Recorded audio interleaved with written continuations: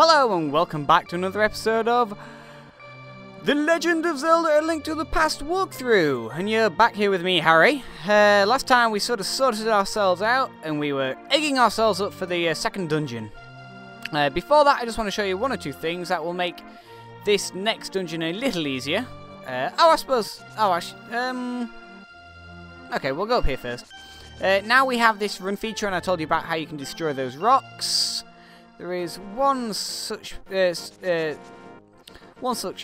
pile of rocks over here, which we can actually go and destroy. No. You all just go away. We don't need to talk to you. It's fine. And that's this here. Yoink. And in this little place here, you will find... Da-da-da-da! You found a piece of heart. Excellente. So that gives us one piece. There is another thing I want to use here, and I think we'll come across a new enemy actually if I go over here. The Spear Knight, if I'm not mistaken. I think he's sat in the graveyard somewhere. Is he? Yes, he is. That's a Spear Knight. They're actually kind of annoying. They throw spears at you. You can deflect them with your shield, but they do quite a lot of damage, and they have a large-ish amount of health. There is a fairy over here you can visit if you so wish. Ta-da! And there we go. So you can always come here if you wish to heal up, which is always nice. What we also need to do, there we go, is come back out of this cave and head back to the Kakariko village. And we'll go and... I passed it, actually, a couple episodes ago, and I tapped the wall, thinking I'm pretty sure that was an explodey wall, but it didn't make the different sound that it's meant to make. Oopsie. So I passed by it without really thinking. But I played this game I played for about 10 minutes just before I start recording to check that Fraps is working and stuff, because sometimes it throws a hissy fit when you're using emulators, and I found that I went, no, there's definitely something in here, and it turns out there is. So it's nothing too exciting. It's a good place to come farm stuff if you need some items and stuff, because you can get a couple of come here, come on. There we go. You can get some arrows, some bombs, a few rupees, but it's quite nice. It's just a little thing to keep in mind if you're wanting some free loot. What else was there? I think that might be it round here. I do not know. Let's head down to the second dungeon in the desert, shall we? And we'll get on with this. Now, I'm not entirely sure how long this episode's going to run for, because depending on how long the dungeon takes, I remember it being quite a short dungeon, but sometimes my memory is not the most brilliant. Die. There we go. So we may be doing some little bits and bobs after this dungeon. We shall see. Run away! There is a couple of things I need to show you. In here, I walked past this again. I don't know why. I totally forgot about this little thing here. I was outside it for ages explaining that enemy Topo. But there is this thing here. If you're watching it and shouting out to me, why aren't you going in there? It's because I totally forgot. In here, you can either go for the chest, or you can go to get into the back room. I'm going to go into the back room because it's more interesting. I don't actually remember what's in the chest, but it can't be that interesting. Maybe some rupees or something, and that's not what I need. So you pull that lever, and it allows the water to pass through in a nice little stream down to wherever it may be going. But because of that, it's drained the pond. And what do we have here? Someone has carelessly thrown a piece of heart into the water. Maybe they were making a wish. You see these fish? You can actually catch these, I believe. They are used for something, and I don't remember what. They're definitely used to give to someone, or in some type of potion or concoction. I don't remember. But I'm sure we'll be coming back at one point to collect a fish. I might be completely wrong about that. Maybe I'm thinking of a different game. Hi! I don't know. But here's the next thing. A cave up here that we forgot. I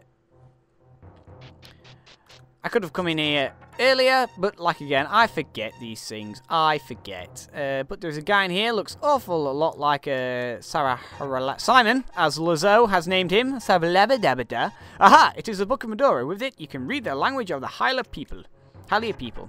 Thank you. That's good to know. But I really want to blow up your wall, so sorry about that. In here we have a cave, and you never guess it, another heart piece. Fantastic. Fan-diddly-tastic. So we only need another one, another quarter, another piece to make another full heart. And it just so happens we'll be picking one up in the dungeon. Technically, I don't suppose it's in the dungeon. We saw it in the last episode when I was scouting out the desert. And I said you couldn't get to it just yet, and we still can't. But it won't be very long until we can get there. There it is. It's on that ledge that we can't just get to at the moment. So let's come over here and do something which I find very bizarre in this what we see now is very strange to me. I found it a bit spooky when I was little. I don't know why, and I don't want you flying around because you're going to ruin the cutscene, he says in quotation marks. Come on, you bastard. Get. Yeah. Hop. Hop. Hop. There we go. You give me all your arrows. Fantastic. Why would a bird be carrying arrows? Who knows? So let's pray, shall we? To open the way to go forward, make your wish here and it will be granted. And here we go. I don't know why this freaked me out as a child. It's weird. I don't know. I don't know whether this is the only instance you find, so like getting down on one knee and praying in this game. I can't quite remember. We will find out. But I found that very strange. And as you can tell now, it's opened the way to the dungeon. It's also blocked our way out. So we have no choice but to go up here. And the first thing we see when we're getting in here is some levers.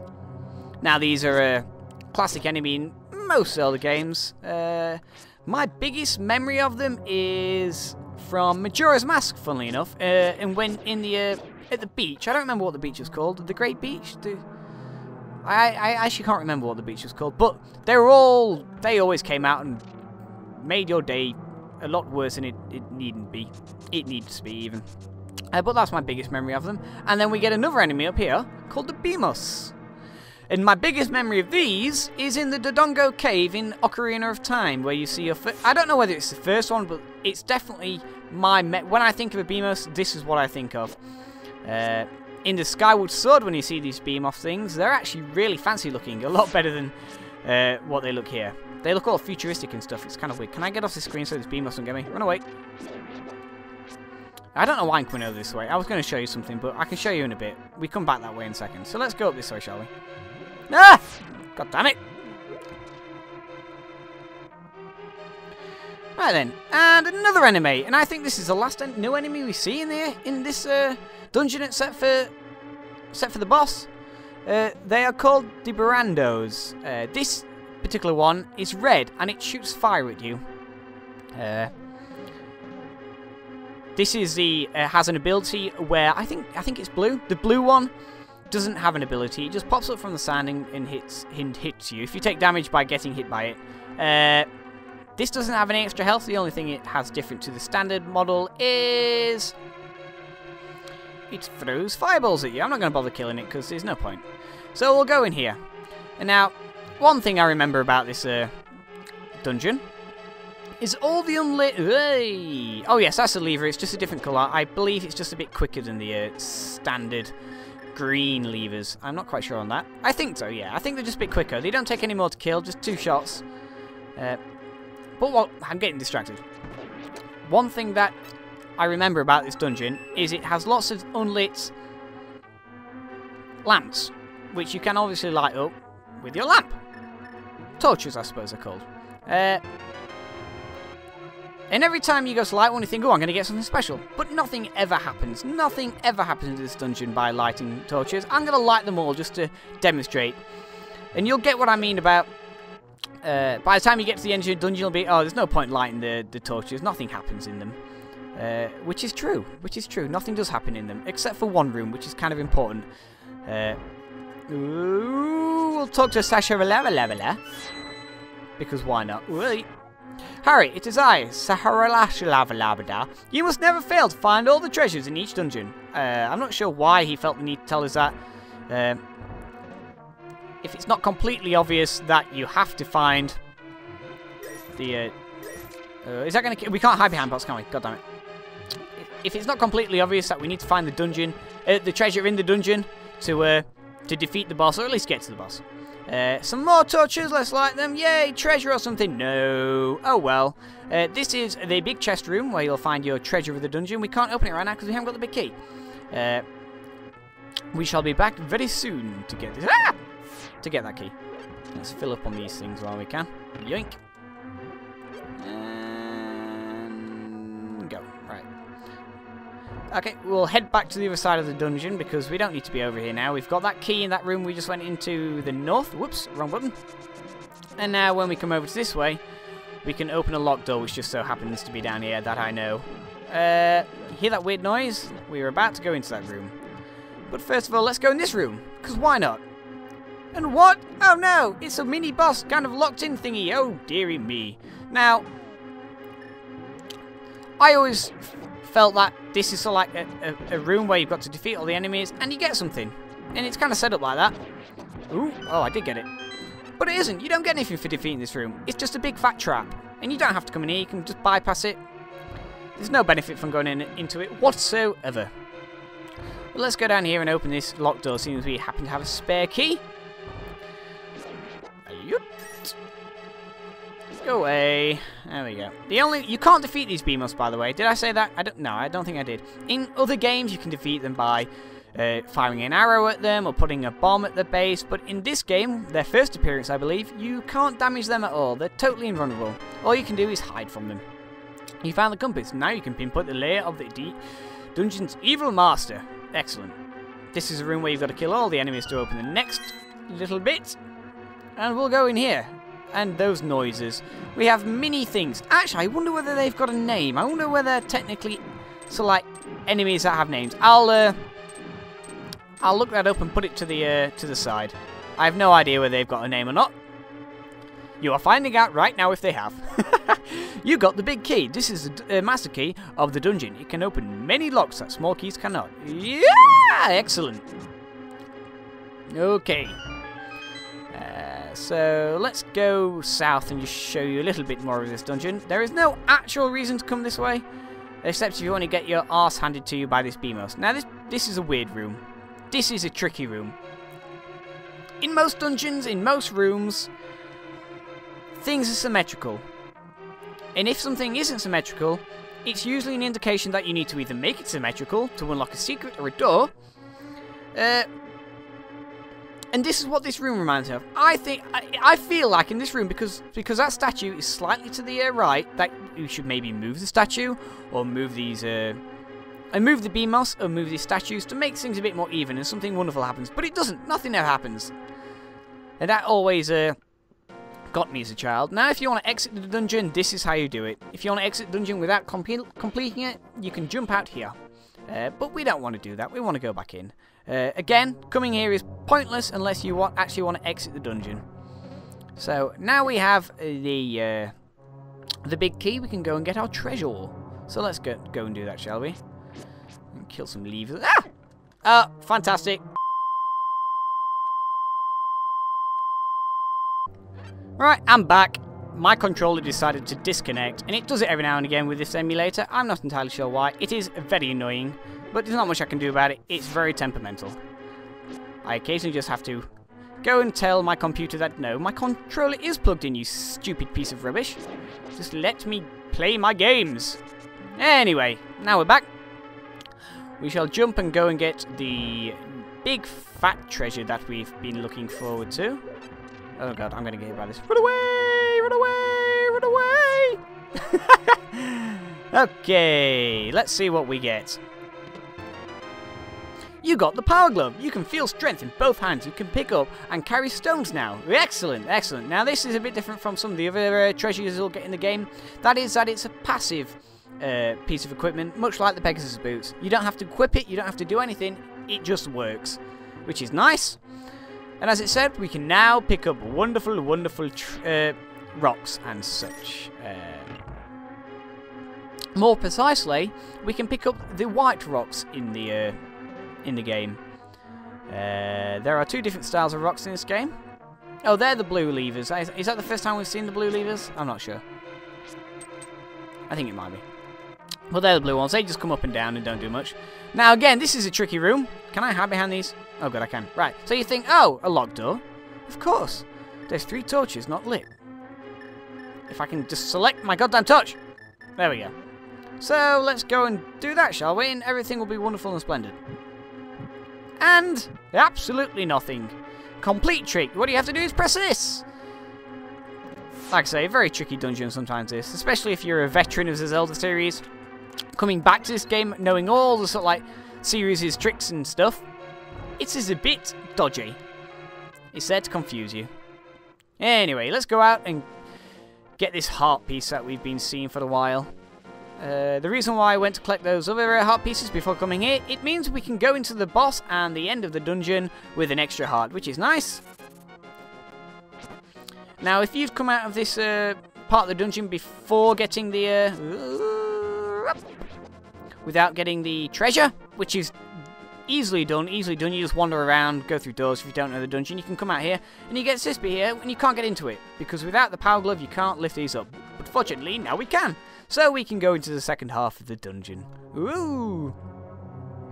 And again, I think, is it this one? It's this one, isn't it? Yeah. Again, we've got a beam house in a room with some tiles, or some rocks, I suppose. That you have to move. Now, in this room, if you don't know exactly where the key is, it can be annoying because you get these flying tiles. Much like other things in the in this game, you have flying pots, you have flying, flying pots, flying tiles. I don't know how much damage they do to you. I'm not gonna. They do 1 damage, so this can be tricky if you don't know how to negotiate them. Which I'm not doing a very good job of at the moment. The only reason why I'm doing this is because it leaves a pattern on the floor, and I don't remember what the pattern is, and I think it actually it's something interesting. I believe the pattern. I think. I can't be sure now. I might be wrong. Is that it? Does that kind of look like a skull to you or something? I'm sure that pattern means something, or it's meant to mean something, or I don't know. But there you have it. That was less interesting than I thought it was going to be. Okay, let's go. Another BMOS room, but this time all you have to do is defeat the enemies within. And the lovely door will open. Now, again, this is something I've only just noticed. This BMOS has a slightly different coloured eye than the BMOS that we've currently seen. This has a brown eye, the ones up above had blue eyes. I'm not sure whether that's significant or not. I don't think it is. And another room with torches. Now, hold out. Let's defeat these enemies. Can I hide behind? Oh, come on. Oh, no, I'm going to say, can I... Oh, I'm getting owned. Owned. Right. What I was going to show you is to light all those torches. Thinking, oh, again, wonderful things that probably happen, but no. Ooh, I'm going to die. Ah! I'm not going to die. I've got fairies. I just don't want to get... Ah, there we go. Ooh, let's get out of here. Awesome. Almost dead. So, yeah, those torches, lighting those 3 torches, think you might get something special. Again, you do not. It doesn't do anything. And now you get to this room, which is what I was talking about. You go through the entire game, or the entire dungeon, with the torches not doing anything when you light them, and you get to a room where it's necessary to light them. It's a big fat troll, I tell you. And I think I might die in this boss battle, because, as I was going to say, as I go into the boss battle, out of the 3 light world dungeon bosses you have, I always find this the trickiest. So let's go and meet Land Molar, shall we? I think I might die in this. Genuinely think I might die. Okay, before I go in, just so I'm going to explain the boss before I go in, just so I can concentrate, because I don't really want to die. You can use arrows, bombs, and your sword against Land Molar. But you can also use the ice rod, which actually I believe does the most damage. So we'll go in there and try out this, shall we? Now, as a bit of trivia, this boss reminds me an awful lot of the boss out of Majora's Mask in the stone temple. Okay. Which I believe was called Twin Mold. They have such similarities in my eyes.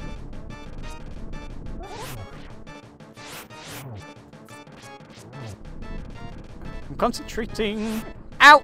Damn it, got hit. Damn it, got hit. Okay. Oh. I don't have much strategically wise. I don't know really what to suggest in this because all I suggest is don't stand to where every time they come out of the ground they throw rocks. Don't stand to the side of them in the direction the rocks are coming out of. I think they take 6 hits each to destroy them. Ooh, damn it. Come on. Okay, this should be a good one. And the reason why I'm sticking to the south of them when they appear down here is because they're always going to go up. They very rarely go towards you because they've nowhere to go. Like, this one could go either way. That one obviously going to come towards. Oh, he's gone up. That's a bit different. Okay. Oh, damn it. I missed. Oh, I got hit. Oh, dear. Oh, it's all going wrong. How have I not destroyed one yet? Honestly. God. Really? Not destroyed any of them? Goodness me. What? Am I doing no damage to these guys? Woo. I'm sucking at this. I can't believe I'm still alive. I usually... Ah, there we go. That's one down. Jesus Christ. I must have hit them so many times. Okay. How am I not taking damage from that? Holy Mother of God. Okay, that's another one down. Right, the last one, when he comes out of the ground, he throws lots more rocks. You see the pattern there? So that's just something to note when you're facing this boss. I think I can take 1 hit off him. There we go. I can't believe I didn't die then. That was kind of lucky. I think I only took 1 hit. I must have, yeah. And that's Land Molar gone. What I was trying to say is that he reminds me a lot of Twin Mold out of Majora's Mask, in the Stone Temple. An awful lot. I don't know whether that's what that boss was based on, but that's just something to note if you're interested in that kind of stuff. And that is this boss done. And this dungeon done. And we have... Oh, I can't... Is this the Wisdom Pendant? Oh, no. The Pendant of Power. You won the Pendant of Power. Your goal of finding 3 pendants is in sight. Go for the last one. I was wondering whether to go and do some bits and bobs after this dungeon. But I don't think I'm going to because... I think this is long enough for one episode. I could go and see the King's Aura, go and show you where you can now use your glove. But I don't think I'm going to. No, we'll save that for next time. We'll save that in the preparation for the last dungeon up on Death Mountain. So I'm going to thank you for joining me once again, and I shall see you once again. Goodbye!